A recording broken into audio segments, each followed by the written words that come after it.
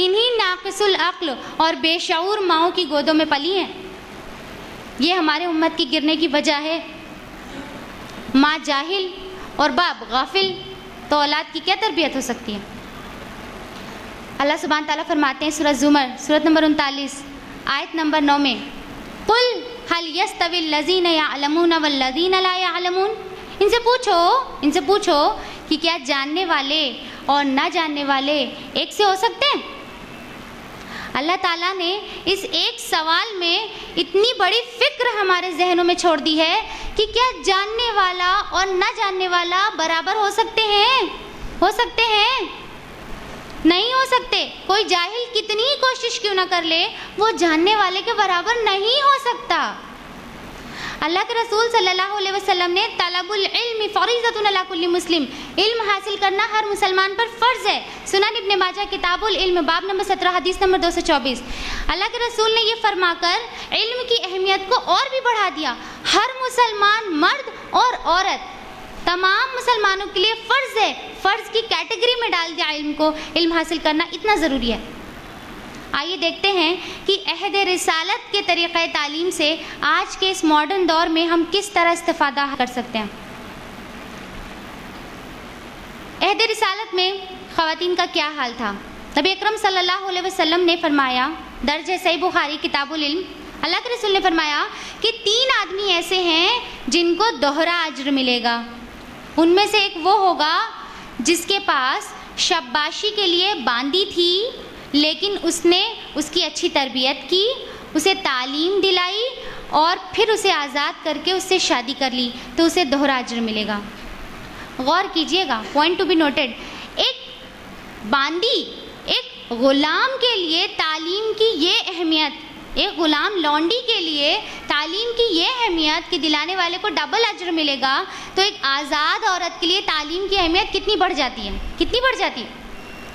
نبی اکرم صلی اللہ علیہ وسلم اپنی ازواج مطہرات کو، اپنی بیویوں کو خاص طور سے ٹریننگ دیا کرتے تھے، الگ سے ان کی تربیت کیا کرتے تھے، صرف اس لیے تاکہ وہ دوسری عورتوں کو سکھا سکیں، کیونکہ عورت کو اچھے سے سکھا سکتی ہے. اللہ کے رسول کتنا چاہتے تھے کہ خواتین میں بھی انقلاب آ جائے، کتنا خواہش تھی آپ کی.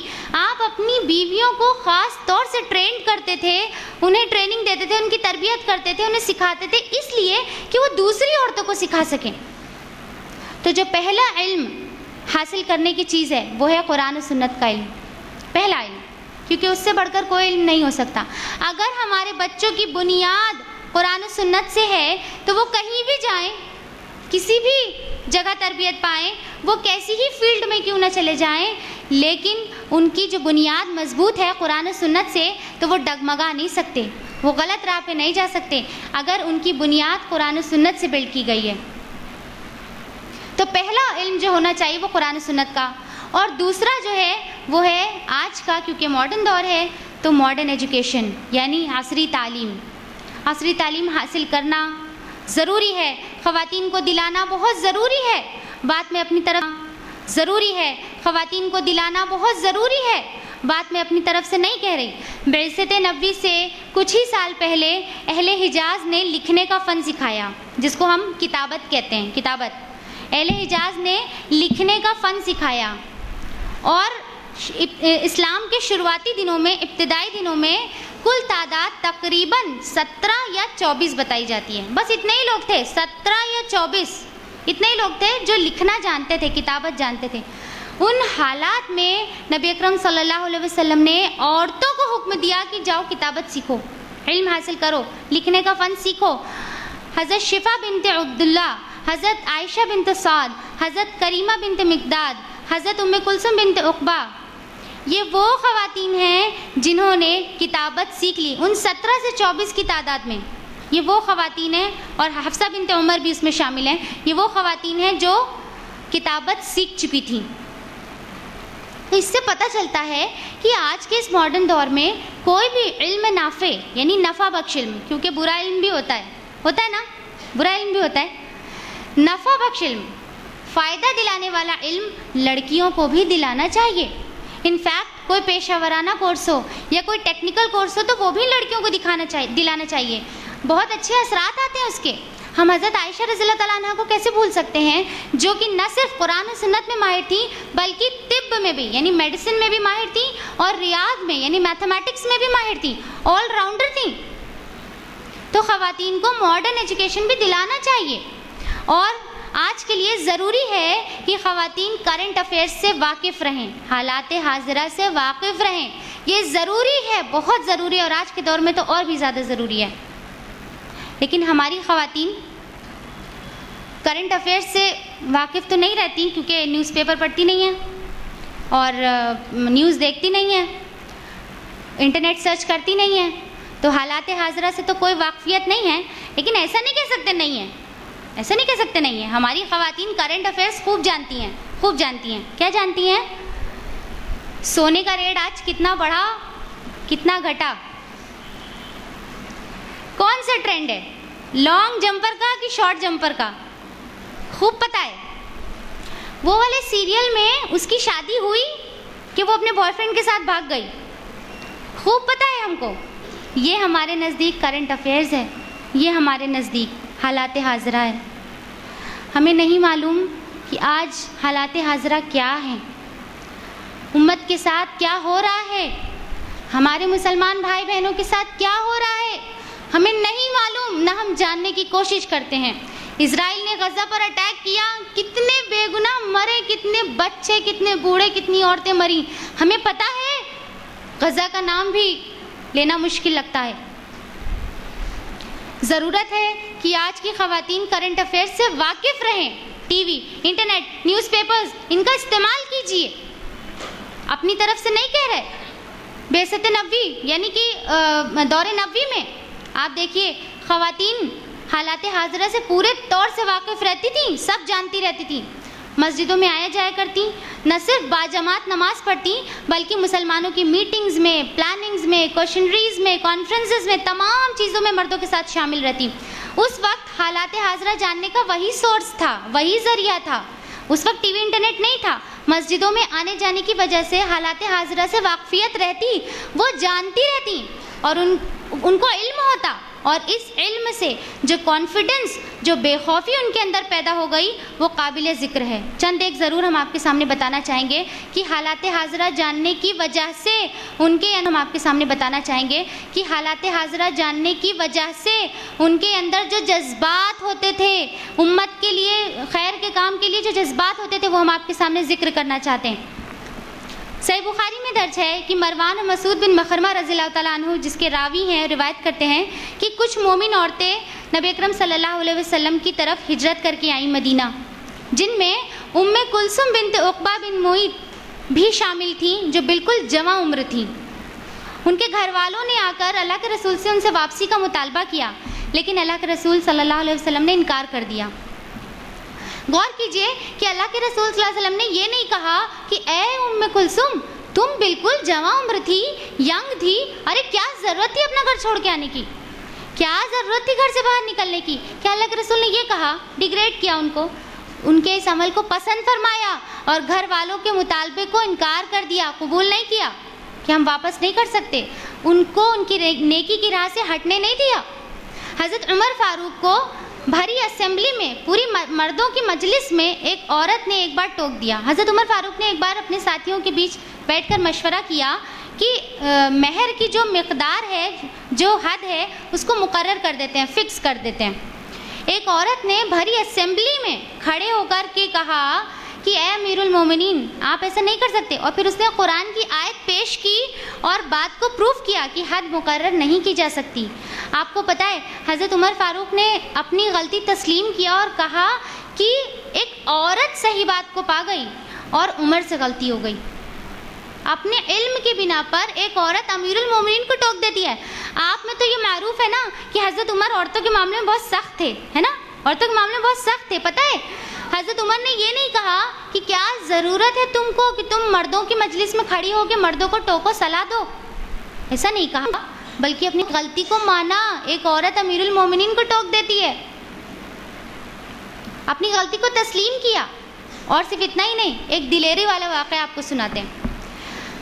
درج صحیح مسلم ابو نوفل جس کے راوی ہیں وہ روایت کرتے ہیں کہ حجاج بن یوسف، آپ نے نام سنا ہوگا، حجاج بن یوسف پڑھا ہوگا، حجاج بن یوسف جو کہ ایک ظالم حاکم تھا، زبردست ظالم حاکم تھا۔ حجاج بن یوسف نے عبداللہ بن زبیر رضی اللہ تعالیٰ عنہ جو کہ حضرت اسماء بنت ابی بکر کے بیٹے تھے، ان کو جلیل القدر صحابی کو سولی پر چڑھوا دیا اور ان کی والدہ یعنی حضرت اسماء بنت ابی بکر کو بلواتا ہے، ان کو بلوایا۔ وہ 100 سال کی تھیں اس وقت، 100 سال کی بوڑھی عورت، اور انہوں نے آنے سے انکار کر دیا۔ حجاج بن یوسف نے دوبارہ بلوایا، انہوں نے پھر آنے سے انکار کر دیا۔ اس نے کہا ان سے کہو کہ وہ آئیں ورنہ میں اپنے سپاہیوں کو بھیجوں گا کہ وہ گھسیٹتے ہوئے انہیں لے کے آئیں۔ حضرت اسماء بنت ابی بکر نے کہا اللہ کی قسم میں تب تک نہیں جاؤں گی جب تک وہ مجھے گھسیٹوا کے ہی نہ بلوا لے۔ مجبوراً حجاج بن یوسف کو خود جانا پڑا اور اس نے جا کر ان کے بیٹے کے تعلق سے یعنی جلیل القدر صحابی کے تعلق سے پوچھتا ہے کہ بتائیے اللہ کے دشمن کے ساتھ جو میں نے کیا، یعنی ان کو سولی پہ چڑھوا دیا تھا، کہتا ہے اللہ کے دشمن کے ساتھ جو میں نے کیا اس کے بارے میں آپ کا کیا خیال ہے؟ تو حضرت اسماء بنت ابی بکر کہتی ہیں میرا خیال ہے کہ تم نے اس کی دنیا خراب کر دی اور اس نے تمہاری آخرت خراب کر دی۔ اور سن لو کہ اللہ کے رسول نے ہم سے کہا تھا کہ قبیلہ ثقف میں ایک جھوٹا اور ایک ہلاک کرنے والا پیدا ہو گیا، اور جھوٹے کو ہم دیکھ چکے ہیں، اور جہاں تک ہلاک کرنے والے کا تعلق ہے میرا خیال ہے کہ وہ تم ہی ہو۔ ذرا دیکھیے کانفیڈنس حضرت اسماء بنت ابی بکر کا، حاکم وقت کو بڑی دلیری سے جواب دیتی ہیں، جھکتی نہیں، حاکم وقت ہے۔ حضرت عبداللہ بن زبیر کو سولی پر چڑھوا دیا، ڈری نہیں اور بہت ہی کانفیڈنٹلی جواب دیا، اتنا کرارا جواب کہ وہ وہاں سے اٹھ کے چلا گیا، اس نے کچھ بھی نہیں کہا۔ یہ دلیری ہوتی تھی صحابیات کے اندر، صرف حالات حاضرہ سے واقف رہنے کی وجہ سے، اپنے علم کی وجہ سے یہ جذبہ ہوتا تھا ان کے اندر۔ ایسے حالات میں ایسا دلیری کا واقعہ ثابت کیا ہے صحابہ کرام نے کہ سن کر حیرت ہوتی ہے۔ جنگوں میں شرکت کرنا کیا آسان کام ہے؟ کیا آسان کام ہے؟ آپ کو پتہ ہے کتنی خواتین تھیں جو جنگوں میں شریک ہوا کرتی تھیں؟ ام سلیت، ام سلیم، ام عطیہ، حفصہ بنت سیرین، ربیع بنت معود، حضرت عائشہ رضی اللہ تعالیٰ عنہن، یہ وہ تمام خواتین ہیں جو جنگوں میں شریک ہوتی تھیں، اور اس کے علاوہ بہت ساری اللہ کے رسول خود لے جاتے تھے ان کو، اور وہ کیا کرتی؟ زخمیوں کی تیمارداری کرتی، زخمیوں کو پانی پلاتی، مجاہدوں کے لیے کھانا پکاتی، کوئی زیادہ سنگین حالت میں ہوتا تو اسے شہر کی طرف ڈیلیور کرواتی۔ یہ کام خواتین کرتی۔ جنگوں میں شریک ہونا کیا کوئی آسان کام ہے؟ یہ کام خواتین انجام دیتی۔ ام عمارہ رضی اللہ تعالیٰ عنہ کو ہم کیسے بھول سکتے ہیں؟ گئی تو تھیں مجاہدوں کے لیے کھانا پکانے اور انہیں پانی پلانے کے لیے، لیکن جب انہوں نے دیکھا کہ نبی اکرم صلی اللہ علیہ وسلم دشمنوں سے گھرے ہوئے ہیں، بس اٹھا لی تلوار اور کود گئی جنگ کے میدان میں، اور وہ دلیری سے دشمنوں کو منہ کھٹے کیے، ان کے دانت کھٹے کیے کہ اللہ کے رسول نے ان کی تعریف فرمائی، کہا کہ مجھے میرے چاروں طرف ام عمارہ نظر آ رہی تھی۔ ذرا سوچئے، اللہ کے رسول نے انہیں ڈیگریڈ نہیں کیا، اے ام عمارہ تم ایک عورت تھی، کیا ضرورت تھی تم کو مردوں کے ساتھ لڑنے کی؟ وہ ایسے نہیں جنگ میں لڑنے آئی تھیں، لیکن حالات ایسے بن گئے کہ انہوں نے تلوار اٹھائی اور وہ کود پڑی جنگ کے میدان میں۔ اللہ کے رسول نے یہ نہیں کہا کہ کیوں تم کودی، کیا تمہیں شرم نہیں، تم مردوں سے لڑ رہی تھی، بلکہ انہیں اپریشیٹ کیا، ان کے اس عمل کو پسند کیا۔ آج کے دور میں کتنی ضرورت ہے کہ ہماری خواتین بھی ویسی ہی دلیر بنیں۔ یہ وہ اسمارٹ، ٹیلنٹڈ اور کانفیڈنٹ خواتین تھیں جن کی آج بھی ضرورت ہے آج کے اس دور میں۔ ایسی ہی پڑھی لکھی، دین کو سمجھنے والی، احکام شریعت کی پابندی کرنے والی خواتین کی ضرورت ہے۔ اگر آج ہماری خواتین پڑھی لکھی ہوں گی تو ایٹ لیسٹ اپنے کچھ بھی نہیں تو کم سے کم اپنے بچوں کی اچھی تربیت تو کر سکتی ہیں۔ آپ کو پتہ ہے سلیبس کتنا ٹف ہو گیا ہے۔ پرائمری ایجوکیشن میں بچوں کو لیڈیز ٹیوشنز لگوا دیتی ہیں، ہے کہ نہیں پڑھا پاتی، ان کو لگتا ہے کہ بہت ٹف ہے سلیبس۔ چھوٹے بچے KG1 KG2 فرسٹ سیکنڈ چھوٹے بچے ٹیوشنز لگوا دیتی ہیں کیونکہ وہ نہیں پڑھا سکتی، سلیبس اتنا ٹف ہے۔ اگر ہماری خواتین پڑھی لکھی ہوں، اعلیٰ تعلیم یافتہ ہوں تو کم سے کم اپنے بچوں کو پڑھا تو سکتی ہیں، ان کی بہترین تربیت تو کر سکتی ہیں، دین کے لیے جذبہ تو رکھ سکتی ہیں۔ ہماری پڑھی لکھی خواتین دعوت کا کام ایک جاہل عورت سے زیادہ بہتر